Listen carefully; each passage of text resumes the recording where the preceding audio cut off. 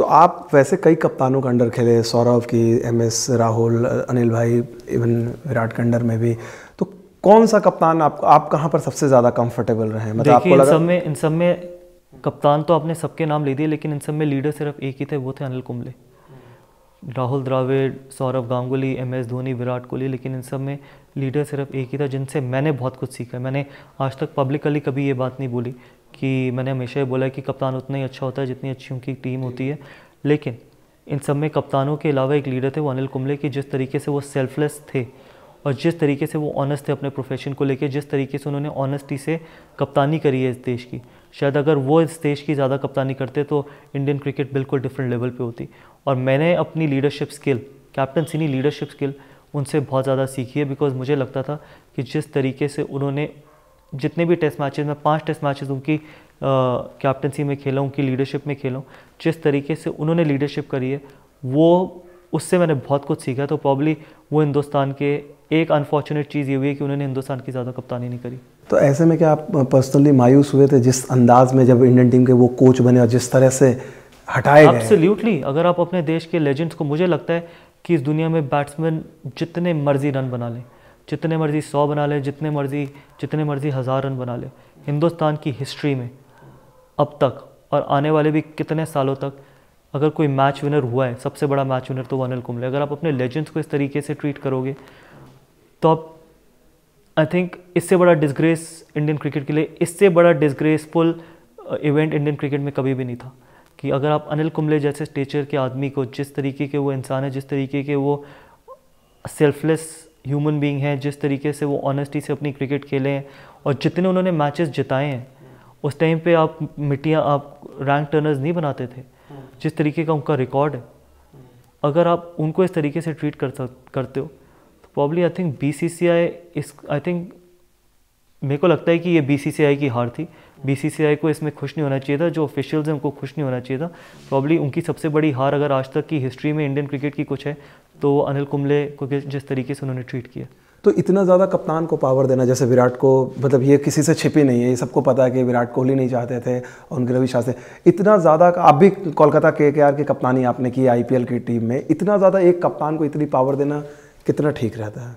I think इतनी ज़्यादा power किसी को भी देना मेरे हिसाब से ठीक नहीं रहता, बिकॉज अल्टीमेटली टीम स्पोर्ट में आप सबके साथ मिल के चलते हो, ठीक है, आप सबके साथ मिल के चलते हो, आपका एक विजन होता है, आप सब, मैंने भी KKR की 7 साल कप्तानी करी है, ऑब्वियसली कई बार मैंने भी डिसीजन लिए कि इसको कोच बनना चाहिए, इसको कोच नहीं बनना चाहिए, लेकिन एक तरीका होता है, एक वैलिड रीज़न होता है कि किस रीज़न से आप उसको कोच नहीं चाहते, क्या आप सेम विजन पे नहीं हो, क्या आपको लगता है कि वो ऑनेस्ट नहीं है, क्या आपको लगता है वो हार्ड वर्किंग नहीं है, एक वैलिड रीज़न होता है। अगर आप आपके भी जॉब में कभी किसी को सैक करते हो तो एक वैलिड रीज़न के साथ सैक करते हो, इसलिए नहीं क्योंकि मेरे को आप पसंद नहीं हो या आपको मैं पसंद नहीं हूँ।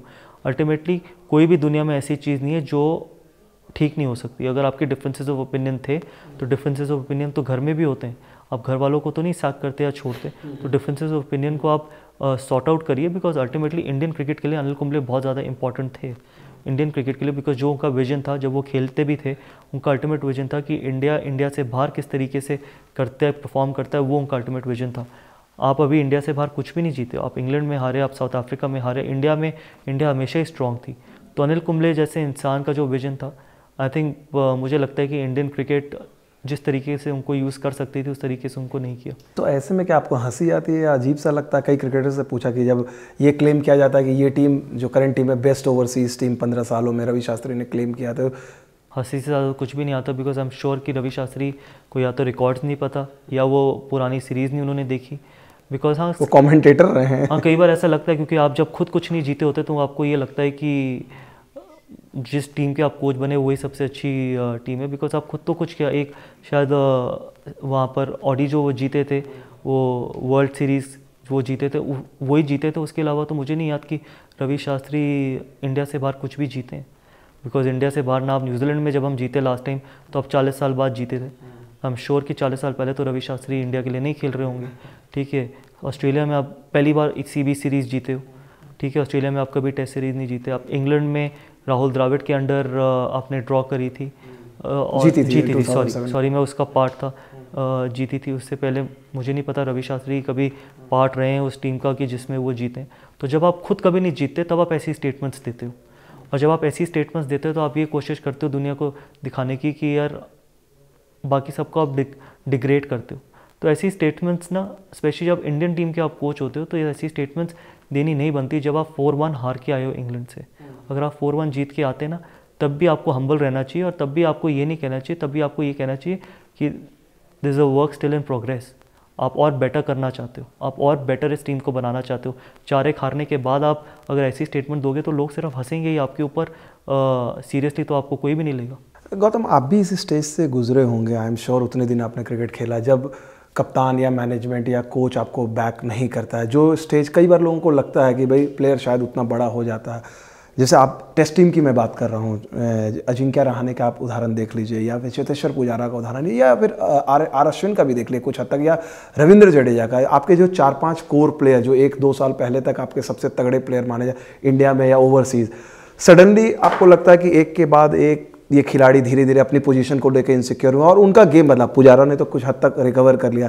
ये कितना इंपॉर्टेंट होता है, आप अपने करियर के एक्सपीरियंस से बताएं इन खिलाड़ियों के कॉन्टेक्स्ट में। आई थिंक इंटरनेशनल क्रिकेट में सबसे ज़्यादा इंपॉर्टेंट है सिक्योरिटी, बिकॉज आपको पता है स्पेशली जिस तरीके का पैशन इस देश में क्रिकेट को लेके है कि आपको पता है आप हमेशा आपके पीछे 10 या 15 या प्रॉब्ली 50 खिलाड़ी लगे हैं जो आपकी पोजीशन ले सकते हैं, और कभी ना कभी लेंगे भी जब आप परफॉर्म नहीं करेंगे। तो जब आप इंडिया के लिए खेल रहे होते हो तो सबसे ज़्यादा चीज़, आप किसी को टेक्निकली इतना ज़्यादा अच्छा नहीं कर सकते, क्योंकि जब आप इंडिया के लिए खेलने जाते हो तो आप एक फिनिश प्रोडक्ट होके जाते हो। मैं इस चीज़ में भी बिलीव नहीं करता कि जी एक यंगस्टर गया है वो सीखेगा। सीखना होता है वो रणजी ट्रॉफी में सीखना होता है। जब आप इंडिया के लिए खेलते हो वो होता है टाइम डिलीवर करने का, परफॉर्म करने का, टीम को जिताने का। सीखना इंडिया ए, रणजी ट्रॉफी, डोमेस्टिक क्रिकेट में होता है, वहाँ फिनिश प्रोडक्ट जाता है। जब आप फिनिश प्रोडक्ट जाते हो तो आप सिर्फ एक ही चीज़ उनको दे सकते हो, वो है सिक्योरिटी। अगर आप सिक्योरिटी नहीं दोगे तो जब इंसान अपनी जगह के लिए खेलता है तो वो आप उसका बेस्ट नहीं ले सकते। और वो कभी ये नहीं सोचता कि मैं टीम को जिताऊँ, वो ये सोचता है मैं अपनी पोजीशन कैसे टीम में रख सकूँ या मैं अपनी पोजीशन टीम में कैसे बरकरार कर सकूँ।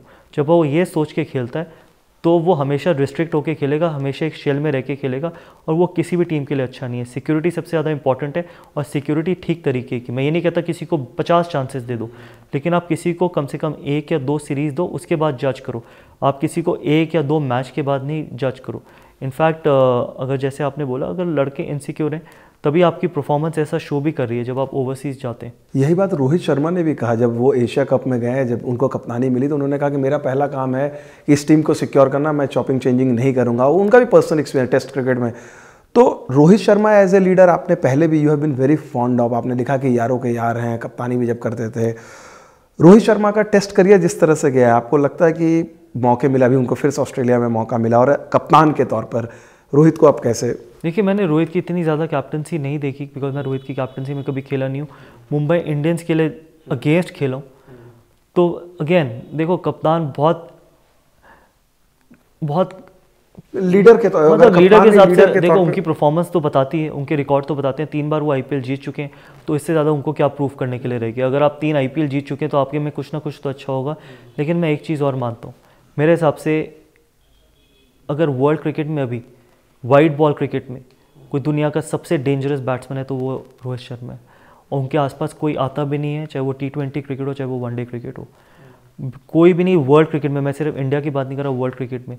लेकिन अभी डिसअपॉइंटमेंट इस चीज़ की है कि रोहित शर्मा का जैसा टैलेंट है और जितना टेम्परामेंट है कि वो अभी तक टेस्ट क्रिकेट में अपनी जगह सिक्योर नहीं कर पाया। आई एम श्योर कि पहली इनिंग में जिस तरीके से उन्होंने शॉट मारा है वो खुद बहुत डिसअपॉइंटेड होंगे, बिकॉज आप 36-37 रन बना लेते हो, मुश्किल समय निकाल लेते हो, तो आप ऐसा शॉट नहीं एक्सपेक्ट करते रोहित शर्मा से, बिकॉज उनके पास इतनी शॉट है। आई एम श्योर वो भी खुद डिसअपॉइंटेड होंगे, और ये सीरीज़ उनके लिए इंपॉर्टेंट है, और ये विकेट्स और ये कंडीशंस उनको सूट भी करेंगी उनकी गेम को।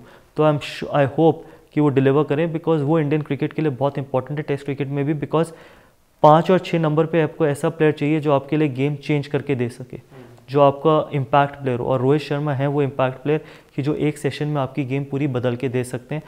तो I hope that he does really well, because probably जितना उनके पास टैलेंट है उतना अभी तक उन्होंने डिलीवर नहीं किया है टेस्ट क्रिकेट में। वनडे क्रिकेट और T20 में वो शायद और ज़्यादा डिलीवर करेंगे।